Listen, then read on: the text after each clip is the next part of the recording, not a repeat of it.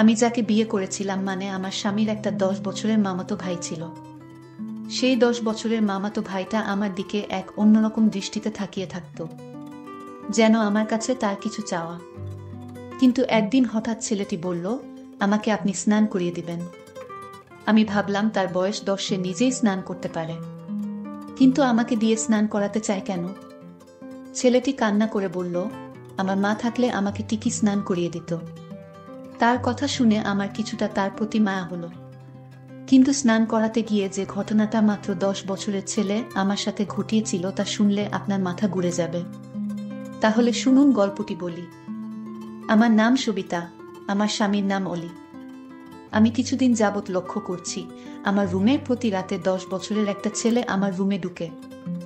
সেই কম বয়সী ছেলেটি আমার সাথে কি করতে চায় এবং আমার কাছে কি চায়, কিন্তু আমি চোখ মেলে তাকাতেই আমি আর তাকে দেখতে পাই না।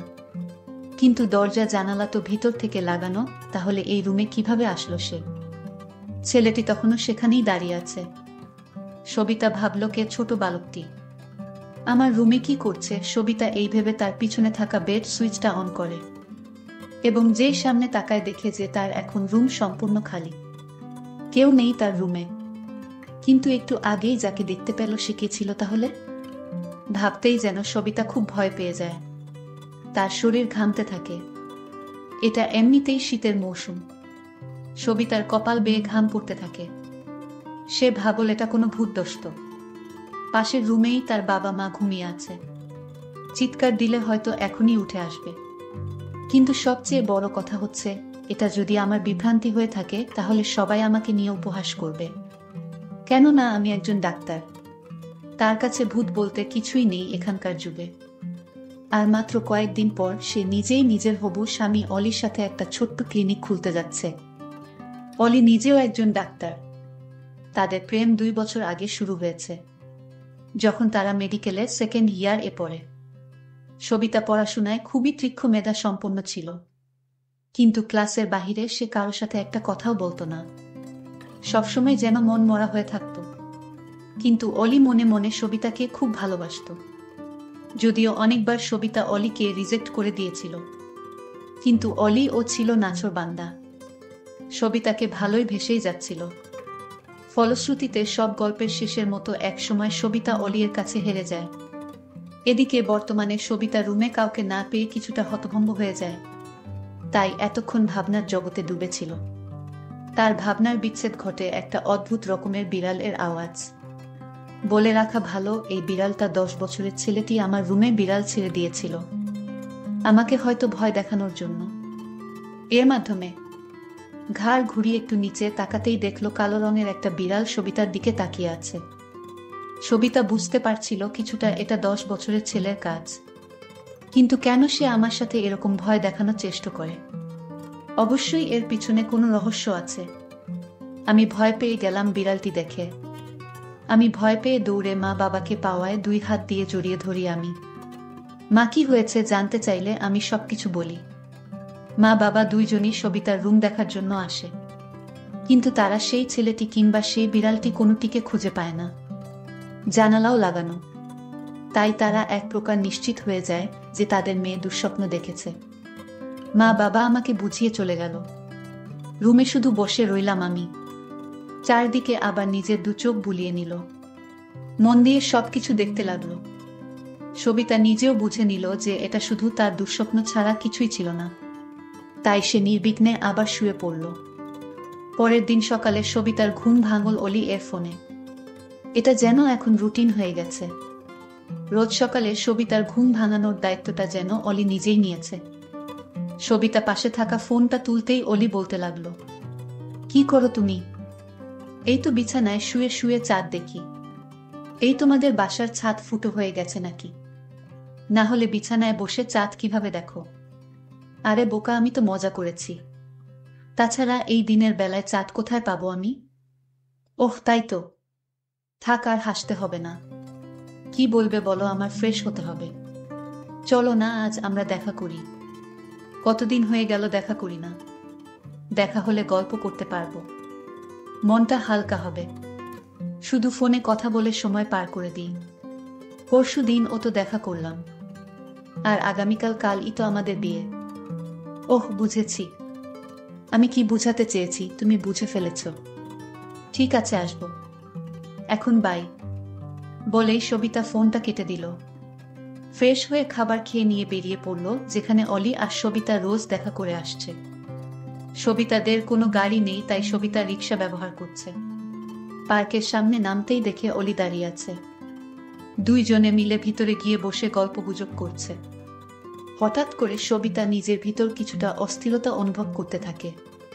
নিজের ভালোবাসার মানুষ, নিজের হবু স্বামীর সাথে সদ্য হাসি খুশি করা মেয়েটা যেন নিমেষেই কিছুটা অস্থিরতা অনুভব করছে। এই অস্থিরতা কিসের চাইতেও যেন মনে করতে পারছে না সবিতা।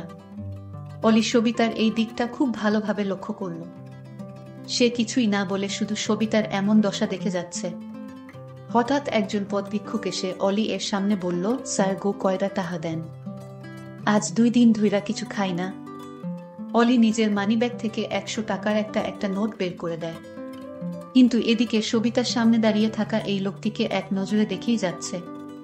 তার যেন চোখের পাতা পড়ছেই না, মনে হচ্ছে সবিতা যেন এই লোকটিকে কত না দিন ধরে চিনে। কিন্তু সবিতার চোখে এই লোকটি 10 বছরের ছেলে, আর অলির চোখে 7 বছরের বুড়ো। সবিতা দেখল ছেলেটি তাকে ইশারা করে বলছে, আজ রাত দেখা হবে তোমার সাথে এবং অনেক কথা আছে। সবিতা তার এই কথা শুনে আর সহ্য করতে না পেরে অজ্ঞান হয়ে যায় এবং অলি এর সামনেই মাটিতে লুটিয়ে পড়ে। অলি ভাবল হয়তো সামনে দাঁড়িয়ে থাকা ভিক্ষুককে দেখে ভয় পেয়ে গেছে, তাই অলি ভিক্ষুকটিকে চলে যেতে বলল। অলি তাড়াতাড়ি করে সবিতাকে তুলে নিজের গাড়িতে শুয়ালো। সবিতাদের বাড়িতে নিয়ে যেতেই নিজের মেয়েকে অজ্ঞান অবস্থায় দেখে সবিতার বাবা মা যেন খুবই চমকে গেল। কিন্তু অলি তাদের সান্ত্বনা দেওয়ার জন্য বলল যে সবিতা শুধুমাত্র ফ্রাস্ট্রেশন এ পড়ে জ্ঞান হারিয়েছে। এই বলে অলি নিজের বাসায় চলে গেল। কোনো না, আগামীকালই তাদের বিয়ে। অনেক প্রস্তুতি এখনো বাদ আছে। পরের দিন দুই পরিবারের মাঝে যেন খুশির পাহাড় নেমে আসে। আজ সবিতা আর অলির বিয়ে। বাহিরের সবাই অলি এর সাথে কথা বলছে, আর এদিকে ঘরের ভিতর সবিতা বসে আছে। রুমে কেউ নেই। যেখানে সবিতার সবচেয়ে বেশি খুশি হওয়ার কথা সেখানে সবিতা কিছুটা মনমরা। ধীরে ধীরে বিয়ে খুব ভালোভাবে সুসম্পন্ন হলো। বউ সেজে অলির বাড়িতে প্রবেশ করল। অলির একটা মামাতো ভাই ছিল, তার বয়স 10 বছর, দেখতে অনেক সুন্দর। ছেলেটির নাম রবিন। অলির মামাতো ভাইয়ের মা বাবা ছোটবেলায় মারা যায়। তার আর আপন বলতে পৃথিবীতে কেউ ছিল না। আর তাই অলি তাকে নিজের বাড়িতে এনে স্কুলে ভর্তি করে দেয়। আর তখন থেকেই অলির মামাতো ভাই তাদের বাসায় থাকে। যাই হোক, আমি যেদিন অলির ঘরে বউ সেজে গেলাম তখন দেখতে পেলাম 10 বছরের ছেলেটি রবিনকে। রবিনকে আমি দেখে অবাক হয়ে গেলাম। আমার রুমে যে ছেলেটিকে দেখতে পেতাম ঠিক রবিনের মতো। আমার মনে হচ্ছে এই ছেলেটি আমার রুমে যেত, কিন্তু কেন যেত তার মতলব আমি বুঝতে পারিনি। একদিন ঠিকই বুঝতে পেরেছিলাম, সেটা আবার অনেক কৌশলে। এই বিষয়টা পরে বলছি। আমি তখন ছেলেটিকে দেখে আমি তাকে ডাক দিলাম, রবিন তুমি আমার কাছে আসো, তোমার সাথে আমার কথা আছে। আমি ডাক দেওয়ার সাথে সাথেই সে আমার কাছে চলে আসলো। আমি তাকে জিজ্ঞেস করলাম, তুমি কতদিন ধরে এ বাড়িতে আছো? সে বলল, আমার বয়স যখন 5 তখন থেকেই আমি এ বাড়িতে আছি। তোমার মামাতো ভাই মানে অলির সাথে যে আমার প্রেম ছিল সেটা তুমি কি জানতে? সে বলল, অলি ভাইয়ার আর তোমার যেদিন প্রথম সাক্ষাৎ করো এবং ভাইয়া যেদিন তোমার সাথে ফোন আলাপ করে তখন আমি সব শুনতাম। তোমাদের প্রেম সম্পর্কে সব জানতাম আগে থেকেই। আমি তার কথা শুনে অবাক হয়ে গেছি। তাহলে কি এই ছেলেই আমার রুমে রাতে যেত? কিন্তু কেন যেত? এর কিছুই আমি জানতাম না। তবে কেন যেত এটা আমার জানতে হবে। কিছুদিন পরের কথা, আমি যখন বাথরুমে স্নান করতে যাই তখন এই বাচ্চা ছেলেটিকে আমি বাথরুমে দেখতে পাই। আমি যেদিকেই যাই শুধু তাকেই দেখতে পাই। কেন সে আমাকে ফলো করে? আমার কাছে কি চায়? ছেলেটি আমার দিকে বাজে দৃষ্টিতে তাকিয়ে থাকত। আমি তাকে জিজ্ঞেস করলাম, তুমি এভাবে তাকিয়ে কি দেখছ?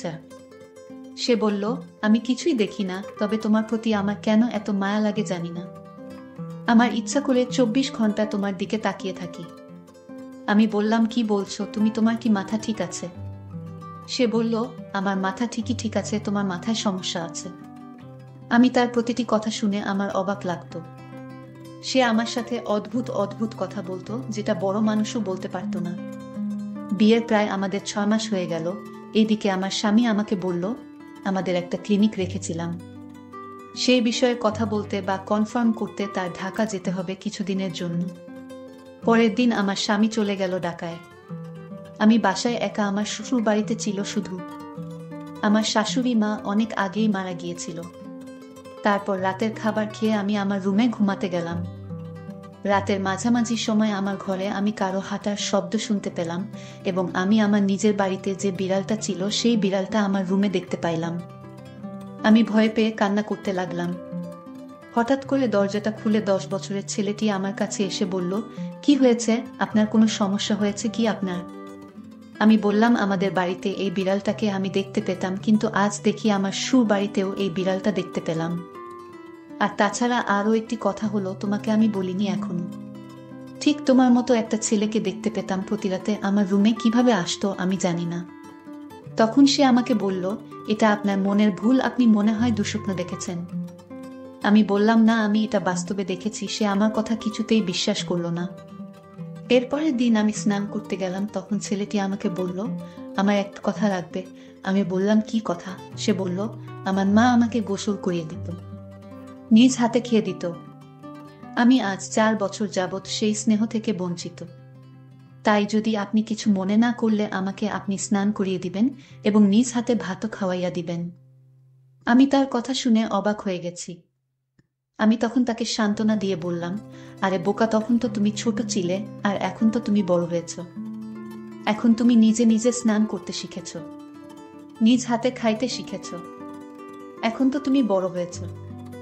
আমার কাছে তার এই চাওয়াটা আমার কাছে যেন অদ্ভুত লাগলো।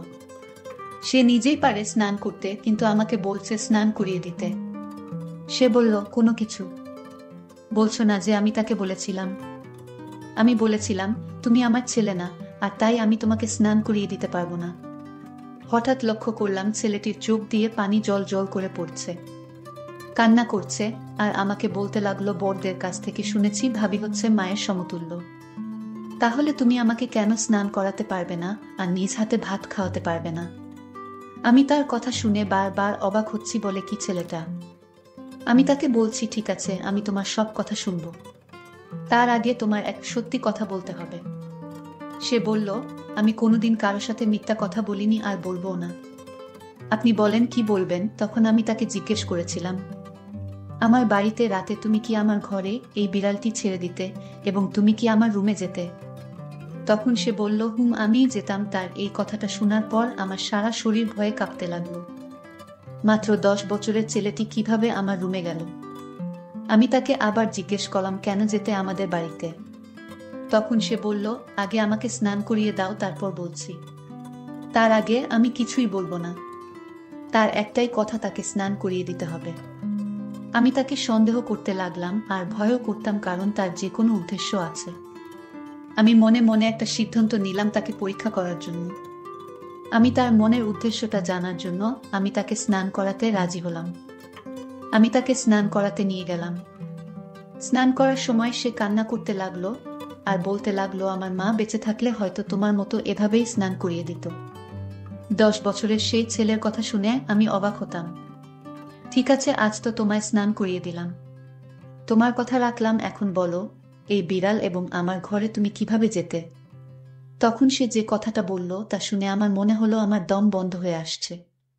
সে বলল, আমার মা মারা যাওয়ার পর আমি আমার মায়ের জন্য কান্না করতাম। আমি আমার মাকে কিছুতেই ভুলতে পারতাম না। আমার মায়ের মুখখানা সবসময় চোখে বেসে উঠত। আমার রাতে ঘুম আসতো না। আমি মামার কোনো কথা শুনতাম না। আমি এদিক সেদিক চলে যেতাম। তখন মামা আমাকে একজন সাধু বাবার কাছে নিয়ে চলে। সাধু বাবা আমায় দেখে বলল, এই ছেলের তার মায়ের জন্য পাগল। সে যদি তার মাকে দেখতে না পায় তাহলে কিছুদিনের ভিতরে পাগল হয়ে যাবে। মামা বলল, তাহলে এখন উপায় কি? সাধু বাবা তখন বলল, ওকে আমি একটা পোষা বিড়াল দিব, আর এই বিড়ালটি যার ঘরে থাকবে সেই ঘরে অবিবাহিত মেয়েটিকে সে তার মায়ের মতো দেখতে পাবে। সাধু বাবা তখন আমার মামাকে এই বিড়ালটি দিল এবং বলল যে এই বিড়ালটি যার বাড়িতে রাখবে সেখানেই তার মাকে দেখতে পাবে। মামা তখন এই বিড়ালটি দিয়ে আমায় বলল, আমার সন্তান মানে আমার মামাতো ভাই যাকে বিয়ে করব তার বাড়িতে রেখে আসো। আমি তাই করলাম। এরপর থেকে আপনারা দেখতে মায়ের মতো লাগে। তাই আপনাকে দেখার জন্য আপনার রুমে যেতাম, কারণ আপনি তখন আমার চোখে মায়ের মতো হয়ে গিয়েছিলেন। তাই আপনার মায়া আমি কিছুতেই ভুলতে পারিনি। আর মায়ের কিছুটা অভাব পূরণ করার জন্য আমার মামাতো ভাই আপনাকে বিয়ে করে। কারণ গুণী লোকেরা বলতো ভাবি মায়ের মতোই হয়। আর তাই আপনাকে এ বাড়িতে বিয়ে করে আনা হয়েছে। হয়তো এই সম্পূর্ণ প্ল্যান মামার ছিল, শুধু আমাকে ভালো রাখার জন্য। আমি তার কথা শুনে অবাক হয়ে গেলাম এবং তাকে আমি মায়ের মতো স্নেহ করা শুরু করলাম।